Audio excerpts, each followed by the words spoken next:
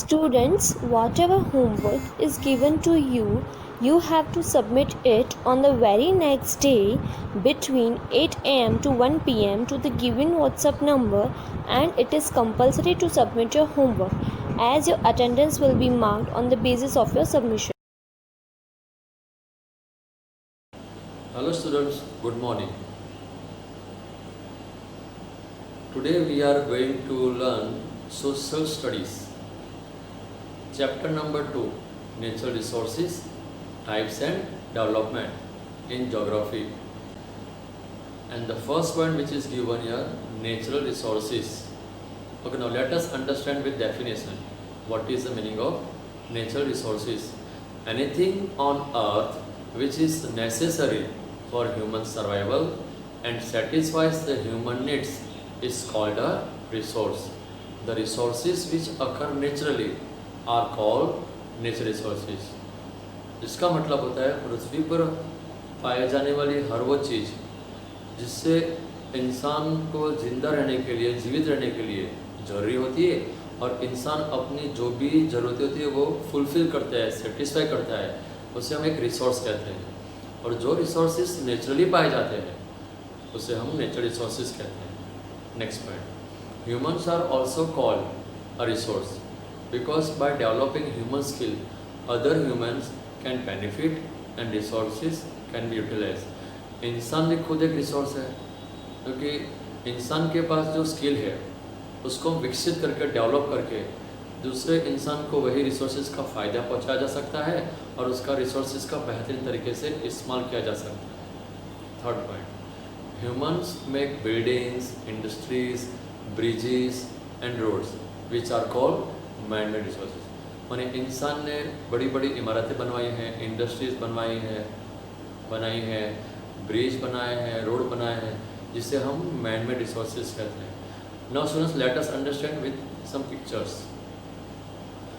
Example of natural resources: water, vegetation, fruit, animal, bird, sun, wind, mineral, etc. are the example of natural resources. While on the other hand, there are example of man-made resources: ornament, doors, windows, cameras, mobile phone, shoes, building, roads, etc. are the example of man-made resources.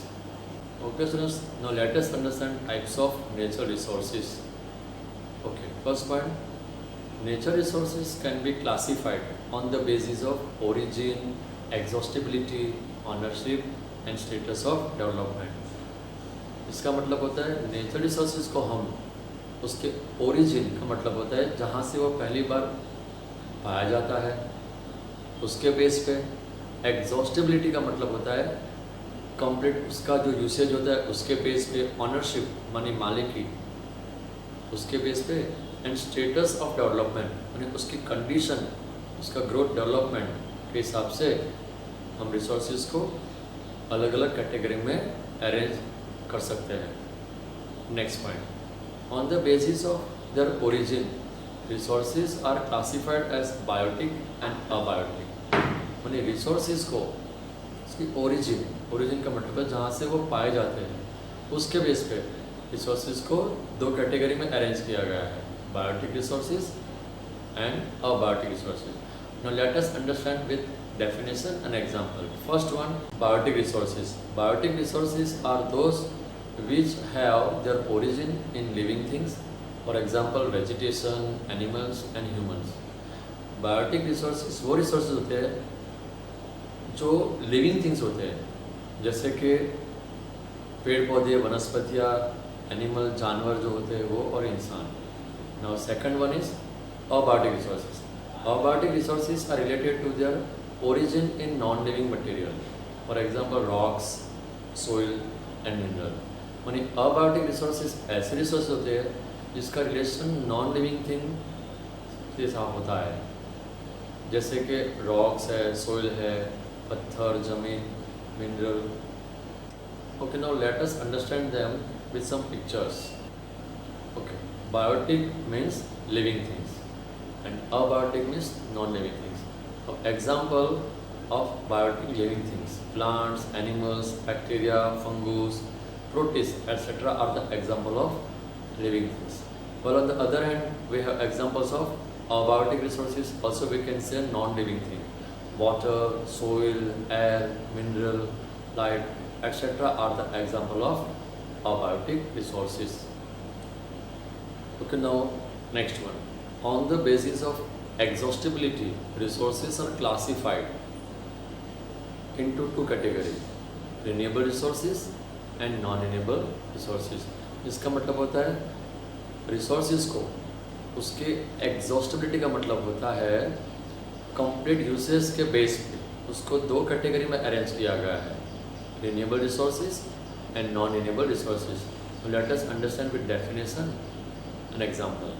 First one, exhaustible or non-renewable resources. The resources which get exhausted with continuous use and are not easy to get again are called exhaustible और non-renewable resources. इसका मतलब होता है ऐसे resources जिसका लगातार इस continuous इस्तेमाल करने के बाद जो फिनिश खत्म हो जाते हैं, एंड हो जाते हैं और इतनी आसानी से दोबारा नहीं मिलते, इसे हम non-renewable resources कहते हैं. Example, minerals and fossil fuel. Mineral means petrol, diesel, metal. Fossil fuel means कोयला. Okay. Now next one. Inexhaustible or renewable resources. The resources can be reproduced, regenerated or renewed within a period of time by physical, mechanical or chemical processes are called inexhaustible or renewable resources. For example, solar and wind energy, soil, water, plants, wildlife and humans. इसका मतलब होता है ऐसे resources जो समय के साथ physically, mechanically, chemically जो नेचुरली प्रोसेस होता है उसका हम दोबारा रिप्रोड्यूस कर सकते हैं, रीजनरेट कर सकते हैं और रिन्यू कर सकते हैं. ऐसे रिसोर्सेज को हम इनएग्जॉस्टिबल और रिन्यूएबल रिसोर्सेज कहते हैं, जैसे कि solar and wind energy, soil मानी जमीन, वाटर पानी, plants, wild life and humans. Okay, now let us understand with some pictures. Okay, renewable resources, while on the other hand, non-renewable resources. Also, we can say from that we can get energy. That's why also we can see renewable energy and non-renewable energy. Biomass energy, hydropower means energy which we can get from water, wind energy, solar energy, geothermal from land are the example of non-renewable resources. But on the other hand, non-renewable resources examples: fossil fuel oil, petrol, diesel, natural gas, coal, nuclear, etc. are the example of non-renewable resources. Okay, now next is on the basis of their distribution, resources can be in two types: ubiquitous resources and local resources. इसका मतलब होता है resources को उसके distribution माने कहाँ कितने spread हुए, कहाँ कितने फैले हुए, उसके हिसाब से रिसोर्स को दो कैटेगरी में अरेंज किया गया है. एक है यूबिक्विटस रिसोर्सेज और दूसरा है localised resources. Now let us understand with definition and example. First one is ubiquitous resources.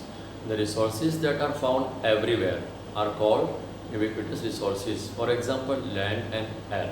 माने ऐसे रिसोर्सेज जो सब जगह पाए जाते हैं जिसे हम यूबिक्विटस रिसोर्सेज कहते हैं, जैसे कि ज़मीन और हवा.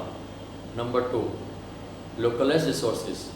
The resources which are found only in certain or specific place are called localized resources.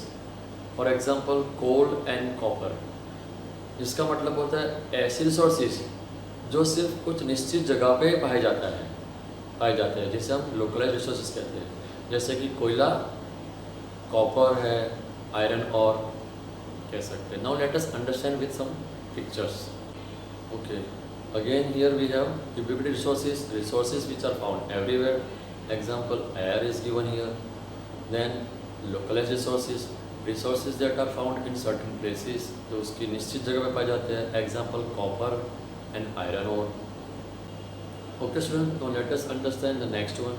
On the basis of stage of development resources can be classified as potential resources and actual resources. जिसका मतलब होता है resources को उसके stage of development का मतलब होता है उसकी कंडीशन और जो सिचुएशन है उसके बेस पे रिसोर्सेज को दो कैटेगरी में डिवाइस मीन्स अरेंज किया गया है, पोटेंशियल रिसोर्सेज और दूसरा होता है actual resources. Now let us understand with definition and example. First one, potential resources, the resources which exist in nature but their quality and quantity have not yet been discovered are called potential resources.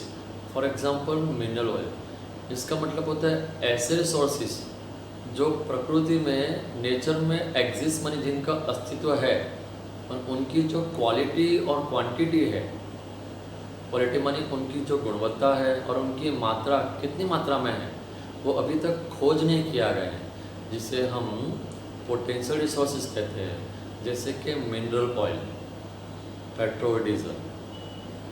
Next second one, actual resources, the resources which have been surveyed with their quality and quantity discovered and are in use are called actual resources. For example food process and also we can say trees. मानी ये actual resources ऐसे resources होते हैं जिसको studied किया गया है, उसकी क्वालिटी और जो क्वांटिटी है उसके बेस पे खोज के हिसाब से उसको स्टडीड किया गया है और हम उसका यूज़ भी कर रहे हैं, और ऐसे रिसोर्सेज को हम एक्चुअल रिसोर्सेज कहते हैं, जैसे कि वुड प्रोसेसिंग जिसको हम कहते हैं trees. Now let us understand with some pictures. Okay, first one which is given a potential resources exist in an area that may be used in future। माने area में जो एग्जिस्ट माने उनका अस्तित्व होता है और जिसका हम फ्यूचर में इस्तेमाल कर सकते हैं। फॉर एग्जांपल जिसे हम कहते हैं पेट्रोलियम। और next one which we can easily see in the picture also. Number 2, actual resources surveyed their quality and quantity determined and are being used today. माने उनकी जो क्वालिटी है रिसोर्सेज की, उसकी क्वांटिटी, इसको सर्वेड किया गया, स्टडीड किया गया है और जिसका हम आज इस्तेमाल कर रहे हैं, यूज़ कर रहे हैं। For example wood processing which is also given means trees. Okay students, now let us understand next point, development of nature resources. All resources whether natural और human are not evenly distributed on the earth. Their development, availability and utilization is closely related to the following points। जिसका मतलब होता है धरती पे पाए जाने वाले हर वो रिसोर्सेज, चाहे वो नेचुरल हो या मैन मेड हो, ह्यूमन हो, जिसका ये पृथ्वी पे, धरती पे इक्वल तरीके से डिस्ट्रीब्यूशन हुआ नहीं है। ठीक है, ये जो रिसोर्सेज है उसके डेवलपमेंट माने उसका प्रोग्रेस ग्रोथ के बेस पे, अवेलेबिलिटी माने कितनी मात्रा में वो पाए जाते हैं उसके बेस पे, और उसके यूसेज के बेस पे ये रिसोर्सेज नीचे दिए गए पॉइंट के ऊपर डिपेंडेंट है, रिलेशन रखते हैं। Okay, first point, the level of technological knowledge of people of that region. इसका मतलब होता है जिस पर्टिकुलर एरिया में, रीजन में वो रिसोर्सेज पाए जाते हैं, वहाँ के लोगों का जो टेक्नोलॉजिकल ज्ञान है उसका level. Second word, the economic development of that region, मानी रिसोर्सेज जो पर्टिकुलर रीजन में, एरिया में पाए जाते हैं, वहाँ का आर्थिक विकास के ऊपर बेस करता है। Third one, the cost involve in exploiting and developing this resources. इसका मतलब होता है रिसोर्सेज पर्टिकुलर जो एरिया में या रीजन में पाए जाते हैं, वो रिसोर्सेज को खोजने में, उसको डेवलप करने में जो खर्च होता है उसके ऊपर डिपेंड है, उसके साथ रिलेशन है उसका। Next point, the availability of a good transport network. इसका मतलब होता है रिसोर्सेज जहाँ पाए जाते हैं तो रिसोर्सेज को हासिल अचीव करने के लिए वहाँ एक अच्छा ट्रांसपोर्टेशन का नेटवर्क होना भी जरूरी है, जो उसके ऊपर डिपेंडेंट है। Now last point which is given here, social and political support in developing the resources. यानी रिसोर्सेज पर्टिकुलर जो एरिया में पाए जाते हैं वो रिसोर्सेज को डेवलप करने के लिए सामाजिक और राजनीतिक सपोर्ट हेल्प के ऊपर भी निर्भर करता है, रिलेशन रखता है। Okay students, now let us understand next point and the point is conservation of resources. Conservation का मतलब होता है मेंटेन करना। Also we can say protection. The wise use of resources by avoiding misuse is known as conservation of resources. जिसका मतलब होता है resources का मिसयूज जो हो रहा है उसको बहुत ही कम मिसयूज करते हुए रिसोर्सेज को बेहतरीन समझदारी के साथ उसका यूज़ करना, इस्तेमाल करना, जिसे हम कहते हैं conservation of resources. Now let us understand reason to conserve resources. क्यों हमें रिसोर्सेज को कंजर्व प्रोटेक्ट करने की क्या ज़रूरत है, उसके रीज़न दिए हुए हैं। And the first reason which is given here, increase population. यानी पॉपुलेशन लगातार जो बढ़ती जाती है, एक वो रीज़न है, उसकी वजह से हमें रिसोर्सेज को कंजर्व करना है, प्रोटेक्ट करना है।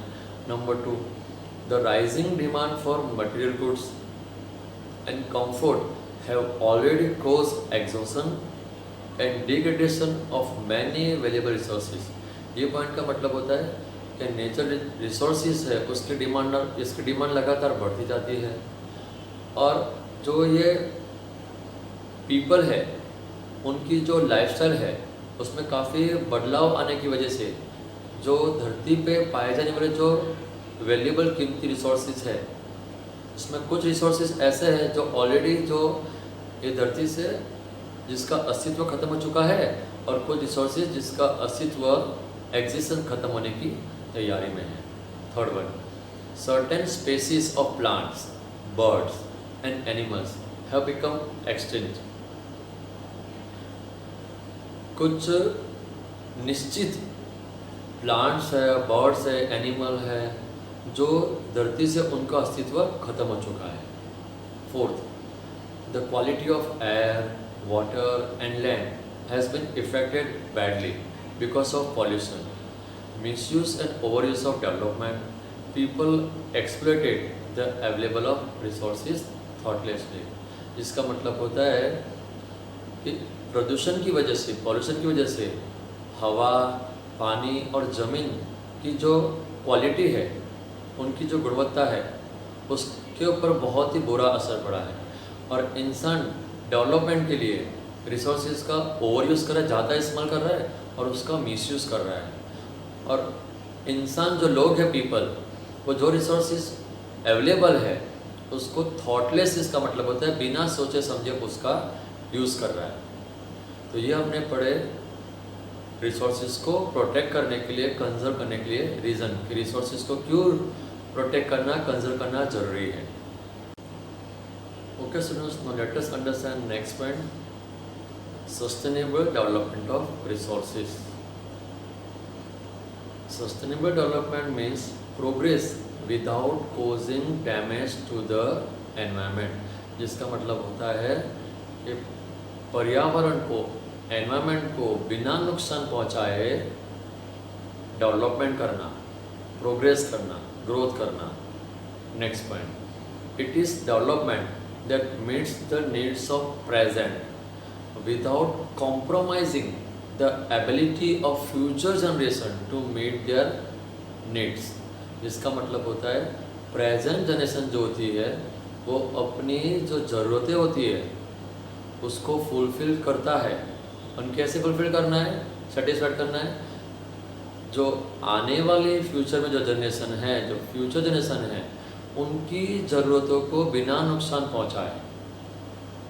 Okay, third one, the future of our planet rest on our ability to conserve our resources by avoiding further damage to the environment and to preserve the vast diversity on earth।